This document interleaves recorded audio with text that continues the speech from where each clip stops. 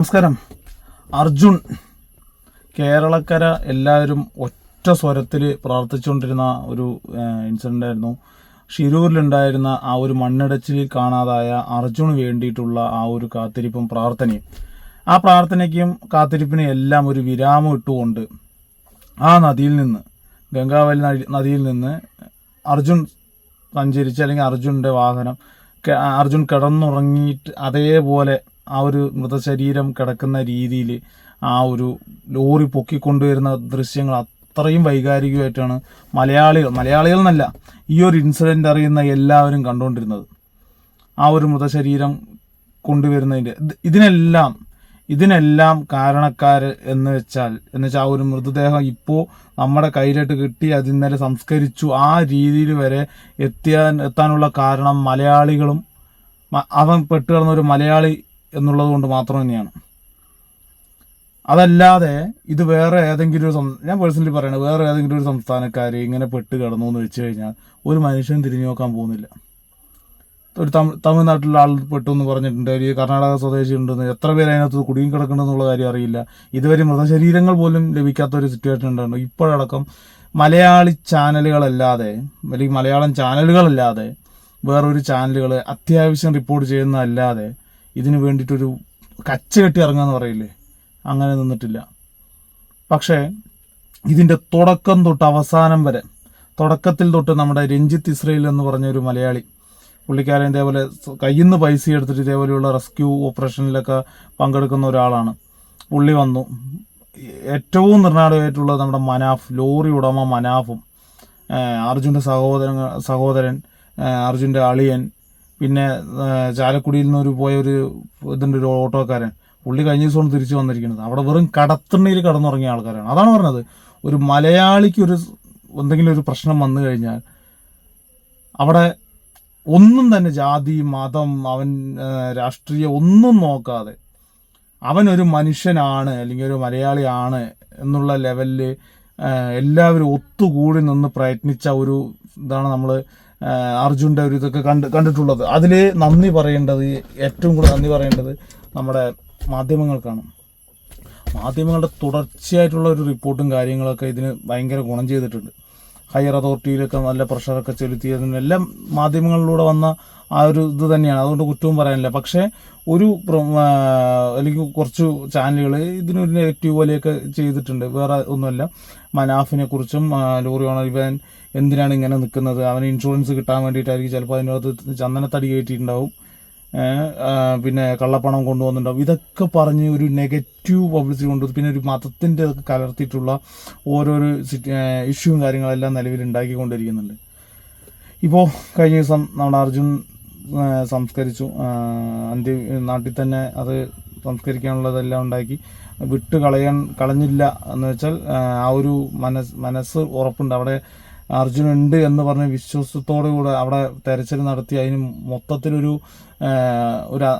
അന്ത്യം കാണുന്നത് വരെ കൂടുന്ന ലോറി ഉടമ മനാഫ്, പിന്നെ തൊട്ട് മുമ്പ് വരെ, ഒരു ദിവസം മുമ്പ് വരെ അവിടെ ഉണ്ടായിരുന്ന ഈശ്വർ മാൽപ്പേ എന്ന് പറഞ്ഞ അക്വാമാൻ എന്നാണ് ആ പുള്ളിനെ പറയുന്നത്, വെള്ളത്തിനകത്ത് ജീവിക്കുന്ന അക്വാമാൻ. ആ രീതിയിലും അറിയാം പുള്ളി. എല്ലാവരിനോടും ബിഗ് സല്യൂട്ടാണ്. കാരണം അതൊരു അർജുൻ അല്ലെങ്കിൽ ഒരു ലോറി ഡ്രൈവർ അല്ലെങ്കിൽ എവിടെയോ കിടക്കുന്ന ഒരാൾ എന്നതിലുപരി നമ്മുടെ വീട്ടിലൊരാളാണെന്നുള്ളത് ഒരു ചിന്ത നമുക്കുണ്ടായത് ഈ ഒരു ഇൻസിഡൻറ്റ് കഴിഞ്ഞതിന് ശേഷമാണ്. അയ്യോ, നമ്മൾ കിട്ടിയിരുന്നെങ്കിൽ എന്നുള്ളൊരു മെൻറ്റാലിറ്റി വന്നത് അതുകൊണ്ട് തന്നെയാണ്. അപ്പോൾ അതുകൊണ്ട് ജാതി, മതം, രാഷ്ട്രീയം ഇതൊന്നും ഒരു ഇൻസിഡൻറ്റ് നടക്കുമ്പോൾ നമ്മൾ നോക്കിയിട്ട് കാര്യമില്ല. കാരണം അവിടെ മനുഷ്യത്വം തന്നെയാണ് വലുത്. അപ്പോൾ അതിനുശേഷം മനാഫ് പറയുന്ന കുറച്ച് കാര്യങ്ങളുണ്ട്. ആ കുറച്ച് കാര്യങ്ങൾ ഞാനിവിടെ വയ്ക്കും. ആകെ ഒരു 3 ആളെ ഉണ്ടായിരുന്നുള്ളൂ എൻ്റെ കൂടെ. നമ്മളവിടെ പോകുമ്പം വേറൊരു ആളും ഇല്ലേനു. പോകെ ജനങ്ങൾ കൂടി ചേരാൻ തുടങ്ങി. ഇന്നിപ്പോൾ ഞാൻ എന്താ പറഞ്ഞു കഴിഞ്ഞാൽ, ഇവനെ എടുക്കുന്നതിന് മുമ്പ് തന്നെ നമ്മൾ കേരളം മൊത്തം തിരയാൻ തുടങ്ങിപ്പോയി. അത് വലിയൊരു സംഭവമാണ്. നമ്മൾ കേരളത്തിലുള്ള സകല മനുഷ്യരും, സകല അമ്മമാരും, ഇന്ത്യൻ ചരിത്രത്തിൽ ആദ്യമായിട്ടായിരിക്കും ഒരു റെസ്ക്യൂ കഴിഞ്ഞിട്ട് മൊത്തം മീഡിയ ഇരുന്നിട്ട് കരയണത് ഞാൻ കണ്ണാലെ കണ്ടത്. അപ്പം എത്രമാത്രം ഓരോ മനുഷ്യന്റെ ഹൃദയത്തിലേക്കും പോയിട്ടുണ്ടാവും. മീഡിയാസ് ഉള്ളവർ കരയാൻ പാടില്ല എന്നാണ് കേട്ടത്. ആ ആളുകൾ വിതുമ്പി കരയാണ്. ആ രംഗം അങ്ങനെയാണ്. അവർക്ക് എന്താന്ന് കഴിഞ്ഞാൽ നമ്മള് ഫുൾ ടൈം മീഡിയയിലല്ലല്ലോ, ബാക്കി ടൈം നമ്മളെ മീഡിയ പേഴ്സൺസ് നമ്മൾ സുഹൃത്തുക്കളാ. ആ സമയത്ത് ഞാൻ എൻ്റെ സ്വകാര്യ പ്രയാസങ്ങൾ ഷെയർ ചെയ്തതാണ്. അപ്പോഴും അവർക്ക് ഒരു ഉത്തരമില്ല. ഇവനെ കിട്ടുന്ന ആരും പ്രതീക്ഷിക്കാത്തടത്ത് കിട്ടിയപ്പോൾ ഞാൻ ആ ഇമോഷണലി കാണിച്ചത് അവരെ മനസ്സിലേക്ക് അത് ഓടി വരികയാണ്. ആ രംഗം അവിടെ പിന്നെ അതൊരു കണ്ണീർ കടലായിപ്പോയി. ആരോ ഒന്ന് എഴുതി മനാഫിന്റെ കണ്ണീര് ഗംഗാവലി പുഴയില് ഇത്രയും ദിവസം ഉള്ളി പിടിച്ചു നിന്നെങ്കിലും അവസാനം സ്റ്റിക്കറെ കണ്ടു നിറഞ്ഞിക്ക ഇമോഷണൽ. അതുവരെ ഞാൻ അങ്ങനെ പതറിയിട്ടില്ല. ഇല്ല എനിക്കിങ്ങനെ എനിക്ക് എന്റെ ബ്രദേഴ്സിനോട് ചോദിച്ചാൽ എനിക്ക് കിട്ടിയ അടിയൊക്കെ എങ്ങനത്തെ. പക്ഷെ അതിൽ എനിക്ക് എന്താ പറഞ്ഞാൽ നമ്മളെ ജീവിതത്തിൽ ആദ്യമായിട്ട് ഇതൊക്കെ നേരിടുന്നത് എന്റെ ബ്രദേഴ്സ് എസ്പെഷ്യലി. അതുകൊണ്ട് മനാഫ് പറഞ്ഞത് ശരിയാണ്. കാരണം ആ ഒരു തുടക്കത്തിലുണ്ടായിരുന്ന ഒരു അലംഭാവം എന്ന് വെച്ചാൽ ഒരു 2 JCB, ഒരു JCB 2 ഇതൊക്കെ വെച്ചിട്ട് തെരച്ചിൽ നടത്തി, ഒന്നും കിട്ടിയില്ല. പിന്നെ അതിന് ശേഷമാണ് ആൾക്കാരുടെ എണ്ണം കൂടി, മിഷണറീസിൻ്റെ എണ്ണം കൂടി, ഓരോന്ന് വരാൻ തുടങ്ങി. ആർമി, നേവി, SDRF എല്ലാം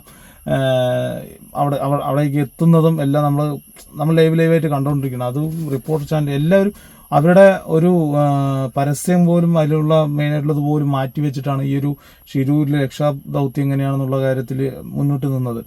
പിന്നെ അവിടുത്തെ ആ ഒരു മാന്യതയും വന്നപ്പോൾ കാര്യങ്ങളെല്ലാം കൊണ്ട്, കാരണം അവിടുത്തെ ഒരു സ്റ്റേറ്റ് ഗവൺമെൻറ്റിൻ്റെ തുടക്കത്തിൽ വന്നൊരു പാളിച്ചയും ഇത്ര ദൗത്യം നീളാൻ കാരണമാണ്. പിന്നെ അവിടുത്തെ കാലാവസ്ഥ രീതിയും.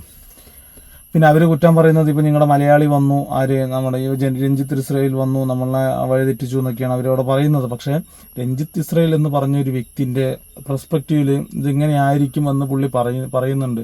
പക്ഷേ അവിടെ മൊത്തം തീരുമാനം എടുക്കുന്നത് അവിടത്തെയുള്ള ഹയർ അതോറിറ്റീസ് അവരാണ്. അവിടെ പോലീസുണ്ട്, പോലീസ് മേധാവികളുണ്ട്. എല്ലാവരും അതിനെക്കുറിച്ച് സംസാരിക്കാതെ അല്ലെങ്കിൽ ഇതെങ്ങനെയാണെന്ന് പറയാതെ ഒരു മലയാളി പറഞ്ഞു അവൻ്റെ ഊഹാപോഹങ്ങളാണ് പറയുന്നത്. അത് ഒരു തരത്തിലുള്ളൊരു ഓർഡർ പവറും ഇല്ല. ഇവിടെ പറയുന്ന പോലെ ചെയ്യാൻ പറ്റും. എനിക്ക് ഒരു സംശയം ഉണ്ടോ എന്നുള്ളത്. കാരണം മെറ്റൽ ഡിറ്റക്ടർ കൊണ്ടുവന്നിട്ടാണെങ്കിലും എല്ലാവരും നോക്കുന്ന സമയത്ത് ഈ പറഞ്ഞ രഞ്ജിത്ത് ഇസ്രായേൽ പറഞ്ഞ സ്ഥലത്ത് ആ റോഡിൽ തന്നെ മൺകൂനിൻ്റെ അകത്ത് വണ്ടി ഉണ്ട് എന്നുള്ള ലെവലിലാണ് സംസാരിച്ചുകൊണ്ടിരുന്നത്. അപ്പോൾ ആരും ശ്രദ്ധിക്കുന്നില്ല ഇതിനകത്തോട്ട് ഇനിയിപ്പോൾ പോയിട്ടുണ്ടാവുമോ ഇല്ലയോ എന്നുള്ളതൊന്നും ശ്രദ്ധിക്കുന്നില്ല. പിന്നെ പോവുകയാണ് ചിലപ്പോൾ ഇവിടെ ഉണ്ടെങ്കിലോ എന്നുള്ളൊരു സംസാരത്തിൻ്റെയൊക്കെ വന്നിരുന്നത്. പക്ഷേ രഞ്ജിത്ത് ഇസ്രായേലിന് ആരും തെറി പറഞ്ഞിട്ടോ ഒന്നും കാര്യമില്ല. കാരണം പുള്ളിൻ്റെ കയ്യിൽ നിന്ന് സ്വന്തം പൈസ എടുത്തിട്ടാണ് ഈ ഒരു റെസ്ക്യൂ ഓപ്പറേഷനൊക്കെ പോകുന്നതും കാര്യങ്ങളല്ല. അതുകൊണ്ട് പുള്ളിൻ്റെതായ ഒരു പരിമിതിയുണ്ട്, പുള്ളിൻ്റെതായ ഒരു പെർസ്പെക്റ്റീവിലാണ് പുള്ളി പറയുന്നതെല്ലാം. അപ്പോൾ എല്ലാവരും ഇപ്പോൾ രഞ്ജിത്ത് ഇസ്രായേലിനെ തെറി പറഞ്ഞുകൊണ്ടിരിക്കുന്നത്. ആ തെറി പറയാനുള്ള കാരണം ഈ പറഞ്ഞ കർണാടകയിലെ ഉദ്യോഗസ്ഥരിൽ ആരോ ചിലർ ഇങ്ങനെ പറയുന്നുണ്ടായി, ഞങ്ങളുടെ മലയാളിയിൽ ഇന്ന ആൾ വന്നിട്ട് ഇങ്ങനെ ഒരു ചെറിയൊരു ഇത് പറഞ്ഞത് കൊണ്ട് മാത്രമാണ് ഞങ്ങളുടെ സെർച്ചിങ്ങിൻ്റെ വഴിതെറ്റി വിട്ടു എന്നൊക്കെ പറഞ്ഞപ്പോൾ നേരെ ആ പുള്ളിക്കാരന് രഞ്ജിത്ത് ഇസ്രായേലിനെ അത് നെഗറ്റീവായിട്ട് ബാധിച്ചു. അപ്പോൾ ഇനി കുറച്ചും കൂടി മനാഫ് പറയുന്ന കുറച്ച് കാര്യങ്ങൾ ഞാൻ അവിടെ വയ്ക്കാം. അത് തെളിയിച്ച് ഇരുമ്പിനെ സ്നേഹിച്ചാൽ തിരിച്ചാ ഇരുമ്പ് സ്നേഹിക്കുന്നു വരെ തോന്നിപ്പോയി. ആ സമയം സുരക്ഷിതമായിട്ട് തന്നെ അവിടെ അന്ത്യവിശ്രമം കൊണ്ട് എൻ്റെ അവസാന സമയം അത് ആ ലോറിനെ സ്നേഹിച്ച ആള് ലോറിയിൽ തന്നെ ഇതായി. തീർച്ചയായിട്ടും ആശ്വാസം ഏതെങ്കിലും രൂപത്തിൽ കണ്ടെത്തണം. ഇങ്ങനെ അങ്ങനെ തേടി പോണ ആളാണ്. പോസിറ്റീവായി ചിന്തിക്കുക. ഒരുപാട് നെഗറ്റീവ്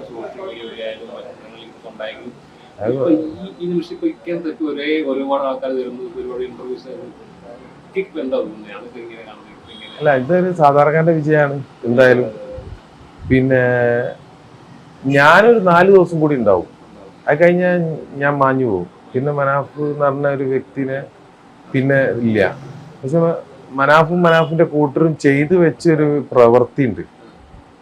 അത് എപ്പോഴും ഇനിയുള്ള വരും തലമുറ എന്താക്കണം, ഓർക്കണം.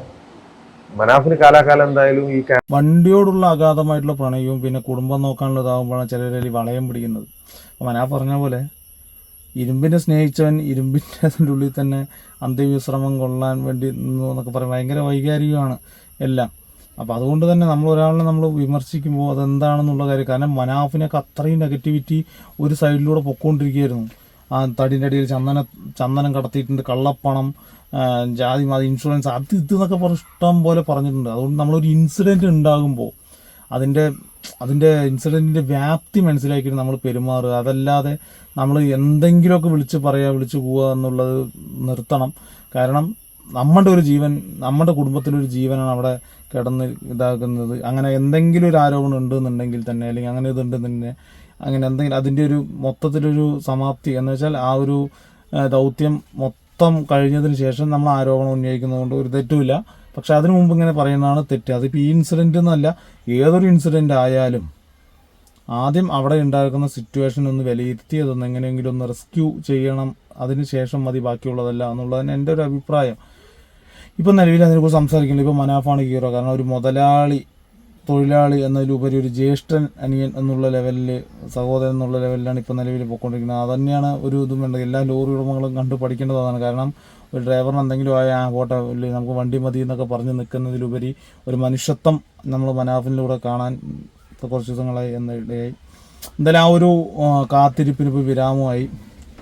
എന്തായാലും ഒരു വലിയൊരു നഷ്ടം തന്നെയാണ്. ആ കുടുംബത്തിനും വിഷമങ്ങളെല്ലാം ഉണ്ടാവും, സ്വാഭാവികമാണ്. കാരണം ഇത്രയും പിന്നെ അവരുടെ മനസ്സ് അവർ പറഞ്ഞ് ഉറപ്പിച്ചു ഇത് ഇനി ഉണ്ടാവില്ല, ഇങ്ങനെ സംഭവിച്ചു എന്നുള്ളത്. പക്ഷേ ഒരു ബോഡിൻ്റെ ചെറിയൊരു പാർട്സ് പോലും കിട്ടാതെ, അല്ലെങ്കിൽ കിട്ടണം എന്നുള്ള ഒരു തന്നെ അന്ത്യകർമ്മങ്ങളെങ്കിലും ചെയ്യാൻ വേണ്ടിയിട്ട് എന്തോ അതൊരു അവസാന നിമിഷത്തിലോട്ട് കടന്നപ്പോൾ മറ്റൊന്നും പറയാനില്ല. അത് ഭയങ്കര ഒരു ഇത് തന്നെയായിരുന്നു. ഞാൻ ആ ദിവസം വീഡിയോ ചെയ്യണമെന്നൊക്കെ ഉണ്ടായിരുന്നതാണ്. പക്ഷേ അത് കണ്ടതിൻ്റെ ഒരു ഇതും പിന്നെ ഇത് കഴിയട്ടെ എന്ന് വിചാരിച്ചിട്ടാണ് ഞാൻ ഇത്രയും ലേറ്റായത്.